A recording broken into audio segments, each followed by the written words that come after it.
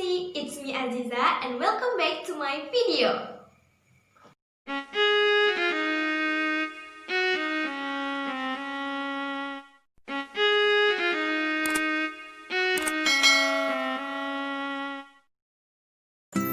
Di video kali ini Aziza akan membahas topik kedua dari mata kuliah Pengauditan 1 dengan judul Kecurangan atau Fraud. Jadi simak video ini sampai akhir pembahasan ya, and enjoy in my presentation. Sobat edukasi, untuk topik ini kita memiliki beberapa sub pembahasan, dimulai dari pengertian kecurangan, klasifikasi kecurangan, faktor pendorong terjadinya kecurangan, teori Ghosn, tanda-tanda kecurangan, sudut pandang akuntansi tentang kecurangan, serta pencegahan kecurangan.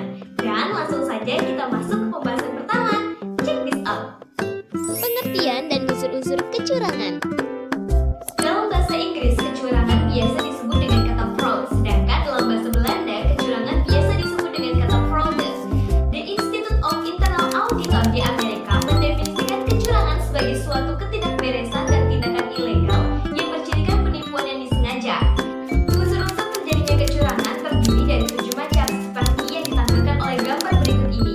Dan jika dirangkum, unsur-unsur terjadinya kecurangan ini adalah terdapat penyajian yang keliru yang terjadi di masa lampau atau masa sekarang dengan material sebagai faktanya yang dilakukan secara sengaja tanpa ada perhitungan sekalipun dengan maksud untuk menyebabkan suatu pihak bereaksi sehingga pihak yang terluka ini dapat bereaksi terhadap kekeliruan penyajian yang dapat mengakibatkan kerugian.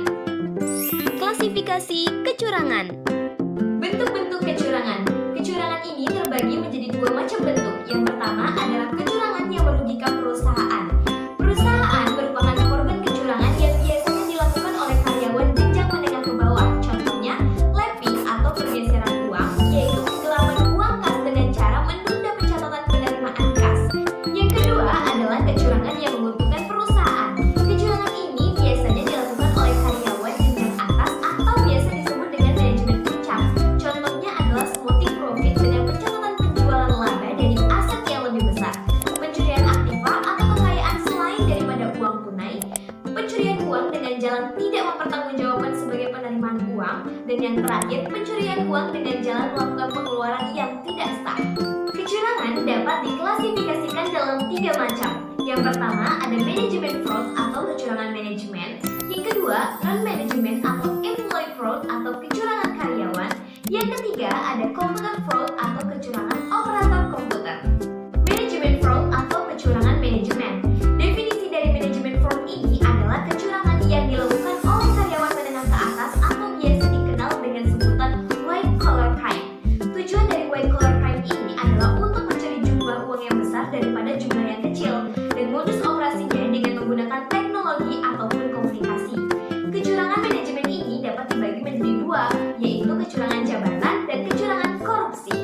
Beberapa gejala dari manajemen fraud atau kecurangan manajemen terdiri dari keterlambatan laporan yang konsisten, manajer yang secara reguler mengerjakan tanggung jawab bawahannya, ketidaktaatan terhadap arahan atau kebijakan dan prosedur perusahaan, manajer berurusan dalam masalah di luar ruang lingkup pusat laba mereka, pembayaran kepada pemasok didukung bukti kopi daripada bukti asli, dan yang terakhir komisi tidak sebanding dengan kenaikan penjualan. Bentuk klasifikasi dari kecurangan yang kedua adalah non-manajemen atau employee fraud yang biasa disebut sebagai kecurangan karyawan. Definisinya adalah kecurangan ini biasanya dilakukan oleh karyawan bawahan yang melibatkan perpindahan aset dari pemberi kerja. Contoh dari kecurangan ini adalah yang pertama, pencurian dalam bentuk kas dan barang, dan yang kedua, menaikkan pembayaran perusahaan untuk menutupi item yang dipesan demi penggunaan pribadi karyawan. Beberapa gejala atau sinyal dari kecurangan karyawan yang biasa disebut sebagai non-management atau employee fraud yaitu 1. Laba yang dilakukan tidak meningkat sesuai dengan harapan. Yang kedua, penyimpangan dalam barang jadi, bahan baku atau supply. Dan yang ketiga, peningkatan jumlah biaya operasi yang tidak dapat dijelaskan. Keempat, peningkatan yang tidak dapat dijelaskan dalam biaya bahan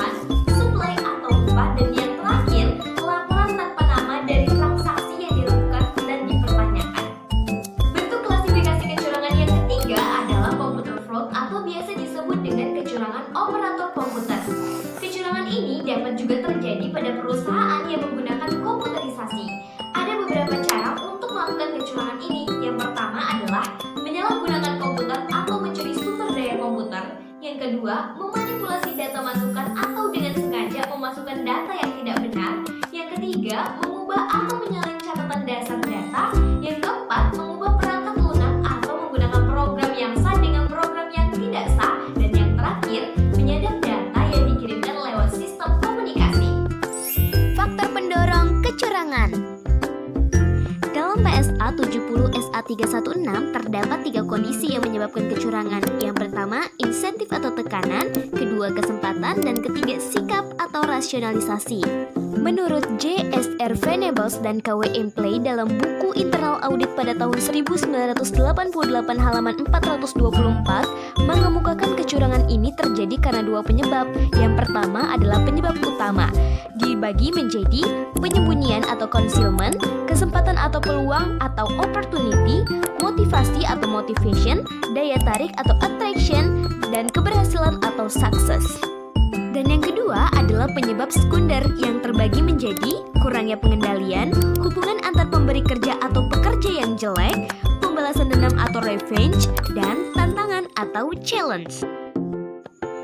Terkadang pelaku kecurangan adalah orang yang biasa dianggap tidak mungkin melakukan kecurangan.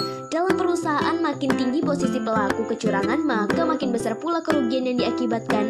Beberapa jenis orang yang biasa melakukan kecurangan adalah presiden direktur, wakil presiden direktur, pejabat bagian pinjaman, kasir, akuntan, analis sistem, pemeriksa, dan operator komputer. Teori Ghosn.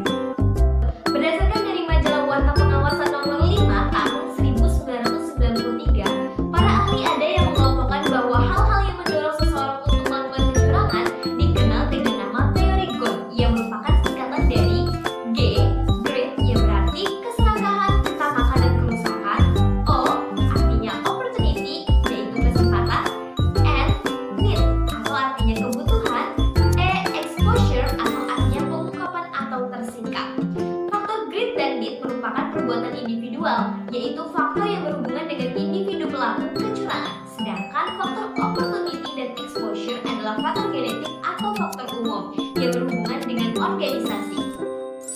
Tanda-tanda kecurangan.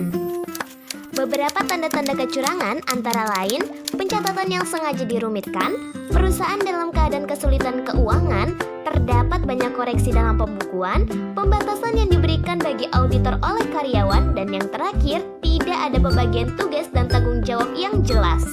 Kecurangan dari sudut pandang akuntansi. Jika dilihat dari sudut pandang akuntansi, terdapat beberapa macam kecurangan, terdiri dari ada kecurangan korporasi.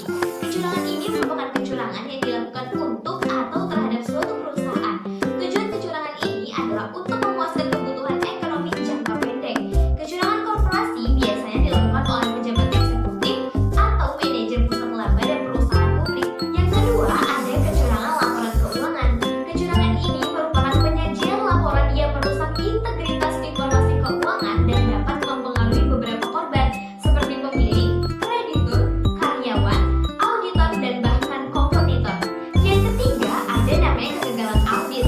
Kegagalan audit ini terjadi karena auditor gagal memenuhi ekspektasi bahwa auditor dapat mendeteksi, mengoreksi, ataupun mengungkapkan setiap kelalaian dan kesalahan besar dalam penyajian informasi keuangan. Kegagalan audit ini disebabkan oleh beberapa hal, contohnya kesalahan interpretasi auditor terhadap PABU, kesalahan interpretasi auditor terhadap GAAS, dan kesalahan karena adanya kecurangan. Pencegahan kecurangan.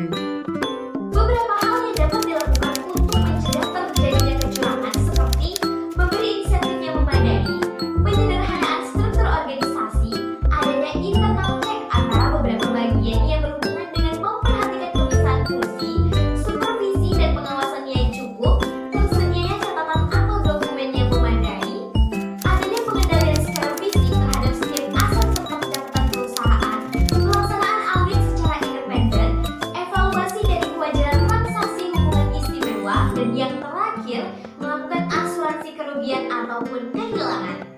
Baik Sobat Edukasi, itulah tadi akhir pembahasan dari topik kedua mata kuliah pengauditan 1 dengan tema kecurangan atau fraud. Terima kasih sudah menonton video ini sampai akhir dan nantikan ya video-video berikutnya. Ingat, stay safe and keep healthy. Wassalamualaikum